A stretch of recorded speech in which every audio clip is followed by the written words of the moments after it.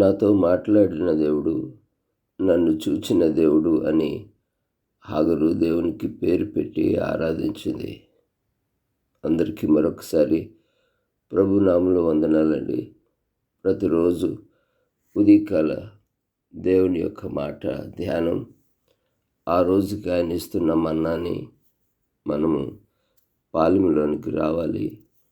అక్కడ ఆయన సిద్ధపరిచిన ఆహారాన్ని ఆ రోజుటి శక్తి కొరకు మనము దాన్ని సమకూర్చుకోవాలి అని బైబిల్ చెప్తుంది కదూ.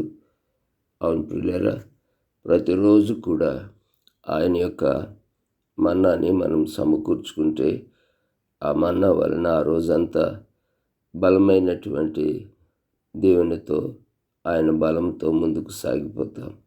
ఏది ఏమైనా నేటి ఉదయకాల దేవుని యొక్క మాట యోబు గ్రంథం 36వ అధ్యాయం 16వ వాక్యంలో, బాధలో నుండి ఆయన నిన్ను తప్పించును, బాధలో నుండి ఆయన నిన్ను తప్పించును, ఇరుకులేని విశాల స్థలమునకు నిన్ను తోడుకొని పోవును, నీ ఆహారమును క్రొవ్వుతో నింపును అనే వచనాలు అక్కడ చూస్తాం. దేవుడు, పరిశుద్ధాత్మ దేవుడు ఈరోజు బాధలో నుండి ఆయన నిన్ను తప్పించును అని వాగ్దానం చేస్తున్నాడు. ప్రార్థించి మోకరించి ఆయన ముద్రించిన మాట మన హృదయాలలో ముద్రించబడాలి అనేదే నా ఆశ తప్ప ఇంకొకటి కాదు ప్రియులారా. ఒకరినైనా ఈ వాక్యం వలన ఆయన సన్నిధి, ఆయన వెలుగు వారిని తాకాలని నా ప్రయాస. బాధలు మనల్ని చాలా ఇబ్బంది పెడతాయి కదూ. చాలా వివిధ రకాలైనటువంటి బాధలు విశ్వాసిని, ఆ యొక్క దేవుని బిడ్డలను ఎంతో ఘోరంగా శిక్షిస్తూ ఉంటుంది. కనబడని కన్నీళ్ళ ఊబిలో నలిగిపోతూ మునిగిపోతూ ఉన్న జీవితాలు ఎన్నో మనకి తారసపడుతూ ఉంది. మరి యోబు గ్రంథంలో అనేకమైన విషయాలు దేవుడు బయలుపరుస్తూ ఉన్నాడు. అవును దేవుని సంగమా, మన దేవుడు మాట్లాడే దేవుడు. ఆ మాటల వలన ఎంతో ఉపయోగం కాదు, ఎంతో ఆశీర్వాదమే కాదు, ఎంతో దాగి ఉన్నటువంటి అద్భుతమైనటువంటి నిధులు ఉన్నాయి కదూ. ఇశ్రాయేలీయులను ఎంతోమంది రాజులు మరి చాలా బాధలు తెచ్చుకున్నారు. మరి బాధలతో వారిని మరి ఘోరంగా బాధించబడ్డారు కదండి.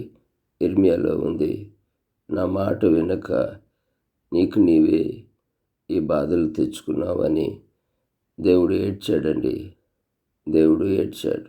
ఆయన మాట వెనుక తెచ్చుకున్న బాధలు, తెలిసి తెలియక తెచ్చుకున్న బాధలు, ఏమండి కావాలని తెచ్చుకున్న బాధలు, రకరకాల బాధల వలన నలిగిపోతున్న నీతోనే దేవుడు ఈరోజు మాట్లాడి ఆయన దాని నుంచి నిన్ను విడిపించాలని, బాధలో నుండి ఆయన నిన్ను తప్పిస్తాడు. ఏ విషయంలో ఎక్కడ చిక్కుకున్నావో, ఏ హనీ ట్రాప్లో చిక్కుకున్నావో, ఏ చక్కటి తేనె వంటి మాటల్లో మరి నీకు నీవే మనకు మనమే తెచ్చుకున్న బాధల్లోంచి ఆయన నిన్ను నన్ను తప్పించే రోజు ఈరోజు అని ఈ వాగ్దానంలో దాగి ఉన్న దేవుని యొక్క ఉపదేశం, ఎలీహు చెబుతున్నటువంటి అద్భుతమైన దేవుని మాట. అంత మాత్రమే కాదు, ఇరుకులేని విశాల స్థలమునకు నిన్ను తోడుకొని వెళ్తున్నటువంటి పరిస్థితి కూడా ఇందులో ఉంది. అంత మాత్రమే కాదు, నీ ఆహారమును క్రొవ్వుతో అనగా దీవెనతో, ఆరోగ్యముతో, ఏమండి మంచి కొవ్వుతో ఆయన నింపి, ఆయన నీకు కలిగిన బాధల్లోంచి ఆయన నిన్ను తప్పించటానికి ఆయన సిద్ధంగా ఉన్నాడు. మరి ఆయన బాధల్లోంచి తప్పించే దేవుడని నువ్వు నమ్మినట్లయితే ఆయన నీ కొరకు కార్యం చేయటానికి సిద్ధంగా ఉన్న దేవుడని చెప్పటానికి ఎంతో సంతోషిస్తున్నాను. ఇదే యోబు గ్రంథంలో ఆయన 5వ అధ్యాయంలో ప్రియులారా 19వ వాక్యంలో మాటలుంది.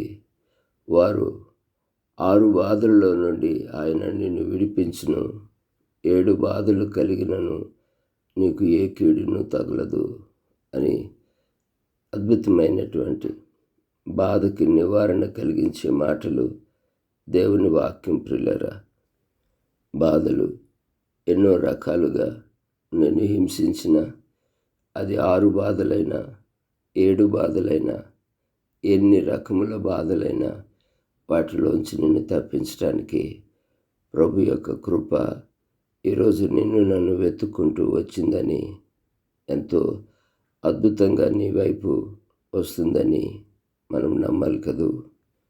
బైబిల్ అంటుంది, మన యావత్ బాధలు ఆయన బాధ నొందెను అని యెషయా ప్రవచిస్తున్నాడు. మన బాధలన్నీ ఆయన భరించి మనలను బాధ, దుఃఖము, కన్నీళ్ళ నుండి తప్పించడానికి వచ్చిన గొప్ప దేవుడు నజరేయుడైన యేసు. ఈ వాక్యం వింటున్న, ఈ ప్రేరేపించబడుతున్న ఉపదేశం వలన నీతోనే ఆయన మాట్లాడుతున్నాడని నువ్వు నమ్మగలిగితే, ఏ బాధలైనా, అది ఎలాంటి బాధలైనా, ఆఖరికి దేవుని మాట వెనుక తెచ్చుకున్న, నీకు నీవే తెచ్చుకున్న బాధ అయినా, ఆయన ఆ బాధకి నివారణ చేసేటువంటి గొప్ప రాజు. ఆయన పేరు నజరేయుడైన యేసు. కాబట్టి ఈ వాక్యం వింటున్న బిడ్డ, ఏ బాధలో చిక్కుకున్నావో, ఏ బాధలో నలిగిపోతున్నావో, ఆ బాధల్లోండి, అది ఎన్ని రకాల బాధలైనా ఆయన తప్పించుటకు సమర్థుడు. తప్పిస్తున్నాడు. తప్పించి నిన్ను విశాలమైన ఆ స్థలంలోనికి తీసుకుని వచ్చి నీ ఆహారాన్ని, అంటే నీకు ఆ అద్భుతమైన ఆహారాన్ని కృప కలిగిన ఆయన కృపలతో నింపుతాడు. అటు కృప దేవుడు మనకు అనుగ్రహించునుగాక. ఆమేన్. కృపగల తండ్రి, పరిశుద్ధుడా, ఈ మాటల వలన నిజమేనైన మా బాధకి నివారణ, మా బాధలకు విముక్తి నీ మాటలే. నీ మాటల్లో ఉన్నటువంటి ఆ విడుదల, విమోచన అయ్యా, నీ మాట వెనుక లేకపోతే ప్రభా ఇంకొకరి వలన పరిస్థితుల వలన వచ్చిన ప్రతి బాధకి నివారణగా మీరు ఉంటున్నారని నమ్ముతూ, యేసుక్రీస్తు నామములో ఈరోజు వారిని తప్పిస్తున్నారని నమ్ముతూ, యేసయ్య నామములోనే ప్రార్థించి అడిగి నాయన పొందుకున్నాం తండ్రి. ఆమేన్. తండ్రి, కుమార, పరిశుద్ధాత్మ త్రియక దేవుని దీవెన సన్నిధి మనందరికీ తోడైండును గాక. ఆమేన్. God bless you. Have a blessed day.